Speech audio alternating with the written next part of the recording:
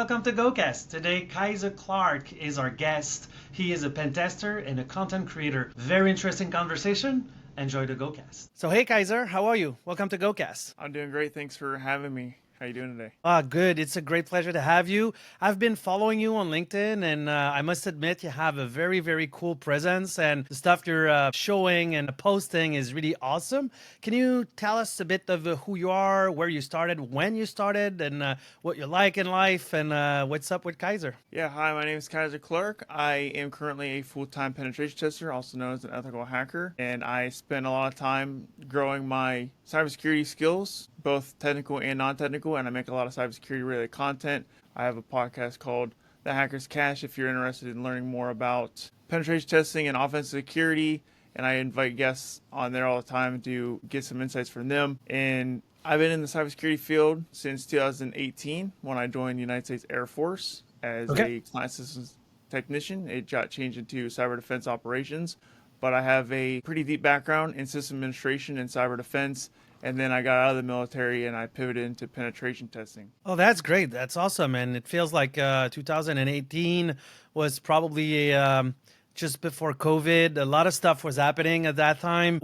What's the click? What made you switch from where you were or jump into cybersecurity as per se? So I joined the military. I was 24 years old. So before that, I was working in oil refineries and chemical plants as a industrial sandblaster, painter, fireproofer, and lead paint remover. And I just got tired of that. It wasn't where I had a passion at. I didn't enjoy the work. I didn't enjoy putting my health at risk every day. I didn't enjoy being at risk just being in an oil refinery. This is a very dangerous and hazardous place. I got laid off every winter because you can't paint when it's freezing outside. When I got laid off, I was like, I need to make a change. And it made me start looking for other avenues. And I wanted to go into cybersecurity. And from there, I was like, well, I thought the only way I could break into cybersecurity was through college. That's not true, but at the time I thought that was true.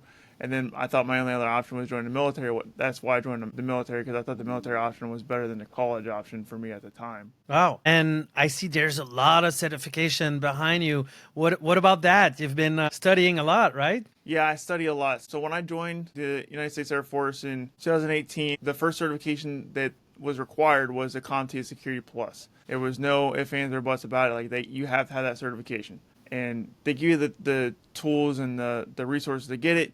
I passed it, and I absolutely loved it because I just had fun with it. And this is when I realized that cybersecurity was for me, because I was grasping the concepts faster than my peers. And I actually tutored a lot of people. I enjoyed tutoring other people, and that's when I realized that I really enjoyed cybersecurity. And because I had a good positive experience with that, I kept getting more and more certifications. And every time I get a certification, I feel like I level up. It's like a video game to me. Like I feel like certification is a boss, and then I beat the boss, and I just level up. And I'm constantly going for certifications in my free time. I would say the only certification that was ever mandatory for me was the CompTIA Security Plus, and then everyone after that was just optional. And it's just something I do to stay sharp in my free time. Oh, that's nice. And you used a very interesting analogy. You want to beat the boss. Is it the same way that you think when you're doing pen testing? Like you want to beat the boss and go to the next stage or find a crown jewel? And is it your thinking? No, in a real world penetration test, my thinking's a lot differently. I don't think of it as like a boss, something to overcome. I think of how can I provide value to a client. And at first I thought that would be the case. But the more I do pen testing, the more I realize like it's not a challenge to be solved. It's really to provide value for a client, because I work for a consulting firm. So that's my goal with a pen test, is just to provide unreasonable amount of value and customer satisfaction to my clients. That's very nice, because I guess you're aware that there's a lot of, I'd say snake oil seller maybe in that space, the pen test, and it's hard to tell what's the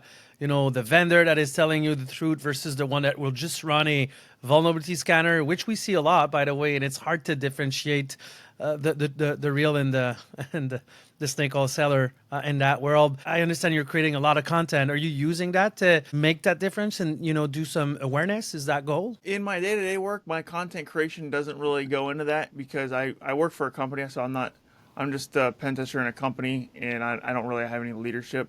So my content in my full-time work is two separate things. And I would say, I don't think any of my clients really even know I make content. Maybe they do, but no one's mentioned it. That would be really cool if one day I get on a kickoff call and be like, dude, I watched one of your YouTube videos. And that's one of my goals. But haven't got there yet. But the content creation for me is not really about helping my clients. The content creation for me is more about helping other people who was in my shoes, who was in that dead end job, trying to break into cybersecurity, because I didn't know cybersecurity was a thing until I was 24 years old. And I wish I would have known that sooner. So that's why I make the content I do, to help other people get in the field and inspire them to break in, because I didn't know it was a path to me, and I make the content to light up the path for other people. Oh, that's really cool, honestly, because, that's also the goal of this podcast. We want to democratize, if you will, the cybersecurity, because it's always been a very small world where everyone knew each other, and it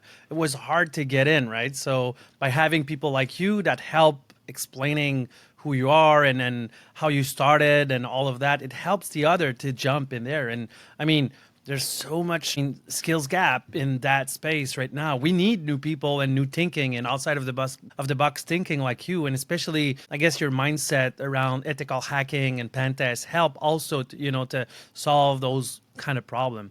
What are the place that you would say someone like starting in that space should go? Community, event, webinar? What's a good path apart from the certification? For me, I think getting involved with the technical work as soon as you possibly can. So I like to point beginners to TryHackMe or Hack the Box Academy, and just start getting your hands dirty with the technical work, because you're going to find out really quick if you like it or if you don't like it. And you say besides certifications, but I think certifications help a lot too.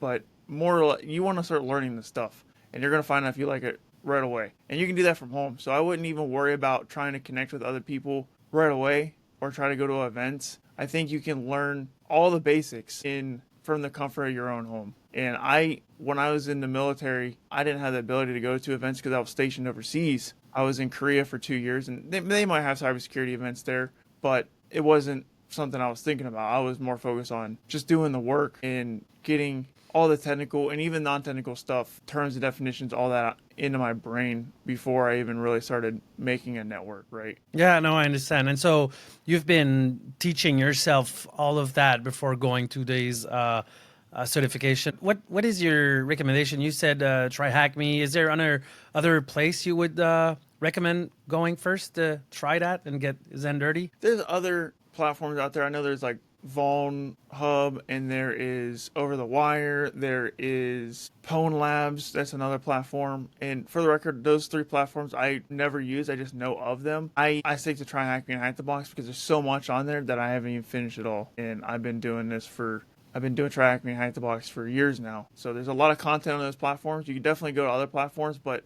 I guess my advice would be, don't get overwhelmed with going on every platform. Just pick 1 or 2 that you like. Give each of them a try, and then stick with 1 or 2 that you like, because I think that's how you learn the most. If you get caught up with like trying to go into the next shiny object, that's a trap, right? It's easy to like, oh, this new thing came out, let me check that out. Like, no, just stick on the path that you're on and finish what you started, right? You don't want to hop from course to course, platform to platform all the time, because I think that's where a lot of my growth happens, when I finish a course, because a lot of the stuff clicks at the end of a course. Oh, that's really cool advice. And I see you have a couple of books behind you. What's reading? Do you have any recommendation regarding books? Yeah, so I love to read, and it's definitely helped me out a lot. I think my favorite book was Think and Grow Rich by Napoleon Hill. It changed my entire mindset. And the big takeaway with that one is the unconscious mind. Like, if you think about your goal, all the time, deliberately, like before you go to bed and when you wake up,